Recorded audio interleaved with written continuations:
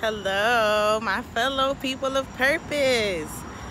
So, today I want to talk to you from the thought or the theme, a self-care reboot.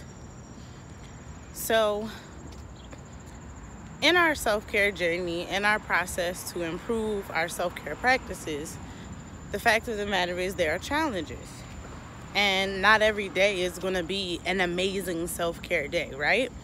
Because that's just life. But we need to ensure that we have the right people in our network to hold us accountable, to make sure that even if we don't see that we're falling off track, that we have positive people in our corner who will hold us accountable and kind of call us out on it, so that we can get back on track. And the point of establishing a good self-care practice and developing and building your bank of self-care practices and activities and ideas that you can pull on is so that when you do have those challenging moments, because let's face it, we all have them, you can resort back to that. You can pull on those activities that you know that make you better, that make you feel good, that restore you, that rejuvenate you, and get you back to your position of peace, so that you can be your best. But we have to be realistic when talking about these things. So I just wanted to remind us all, and I guess I'm reminding because today is one of those days where I had to remind myself of my need to not only hold myself accountable, but I had to accept a call out today from one of my accountability partners who could recognize that I have been running myself a little thin and that I needed to pull the reins back a little bit to, ante up my self-care, level up a little bit, even with my own self-care this week, to kind of recover from working so hard last week. And of course, yes, sometimes we overlook how we are working ourselves because we think like, oh, well, it's for good cause and I'm grinding, I'm hustling, and there's a means to an end, because that's me all day, like, oh, well, I'm doing it for a great cause, or I'm making an impact, I'm building my empire, whatever the case may be. Yes, 'tis true, but we have to know when to hit that reset button. We have to know when it's time for a self-care reboot. And your reboot may not just be, doing something for self-care, but it may be even switching your style up. It may be adding something to your tool belt. It may be finding something else to enhance your self-care routine. I am actually about to head in to one of my monthly scheduled massage appointments. However, now being 8 months in to my monthly massage challenge for myself, I have realized that that alone, and that's the only thing I do, but it's one of the things I added to my self-care routine at the beginning of this year. There's something else that I must dig into my toolkit in my box and pull out to enhance my own self-care practice. There are both little things and bigger things that we can do to enhance our self-care practice. But only we can identify those things, because only we know our needs the best. But of course, like I said, we also have accountability partners who know us pretty well also, whether it's the people who you spend the most time with or just people who know you the best from knowing you over time, knowing your patterns. So in saying that, I say that a part of enhancing your self-care can be knowing your circle and knowing who holds you accountable, but you allowing them to be good friends and family members and accountability partners to hold you accountable. Don't get upset with them and think that they're judging you. Accept that love and support and help, and hopefully you too are holding them accountable, because as we talk about the position of caregivers or people who are really that person who's in everyone else's corner, we have a tendency of pointing out everybody else's stuff and, trying to nurture and care for everybody else. And often we question, well, dag, who's going to care for me?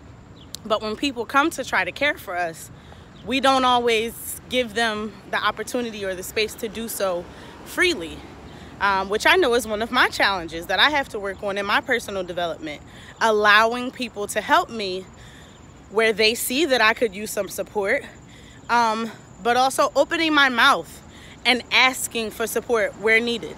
I can say that I am growing in that area. I am developing and I am learning to ask for help. So just as important as we say it is to say no, and set healthy boundaries in your self-care practice, it is just as important to know how, when, and where to ask for help from the appropriate supports. And that may be another tool for you to think about in developing your self-care.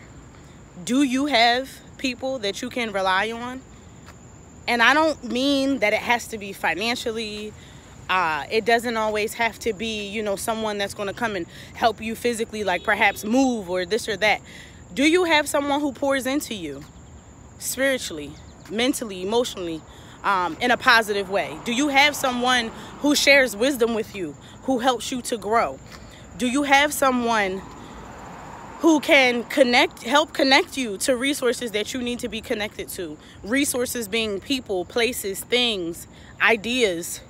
I really challenge you to reflect on those things that I have asked you to, and to think about where you are and how your network impacts your self-care, and ways in which you can reboot your self-care plan, your self-care practice, and recognize those times when you need to either scale back from your work and your grind a little bit and improve and enhance your self-care practice. I know sometimes people take what they call a mental health day from work, but let's face it, sometimes that's not enough either. Yes, it is a great thing to sometimes just take a day off in the middle of the week, as opposed to just having a weekend, because hey, there's nothing like taking a Wednesday off when usually you're supposed to be at work. But hey, that's what you work for, a salaried job with benefits, a career path rather, even, so that you can have those personal days when necessary, because they do come. And if they haven't come for you yet, keep living. I promise they're coming. Yeah, so a little bit of my self-care enjoyment before I go in for my massage is this vanilla bean frappuccino. Let me tell you, talking about the little things that make you smile, this makes my heart and my soul smile. This is so good. Okay. Anywho, yeah, like, I'd really like for you to go back and reflect on those top 3 things. When and how can you reboot your self-care practice? Who is in your network to hold you accountable? And how does your network, so that's kind of like a double question, but how does your network impact your self-care routine? Are they in support of it? Do they know what your self-care practice and your vision of self-care for your life is? Do they support it? Do they hinder it? I'm not asking you to tell me the answer, but I think it's things that we should all reflect on and explore, and obviously carry out some action moving forward depending on those answers. And it's a discussion that could perhaps be held within your circle. Asking your friends and your family members and your close ones about their self-care practices.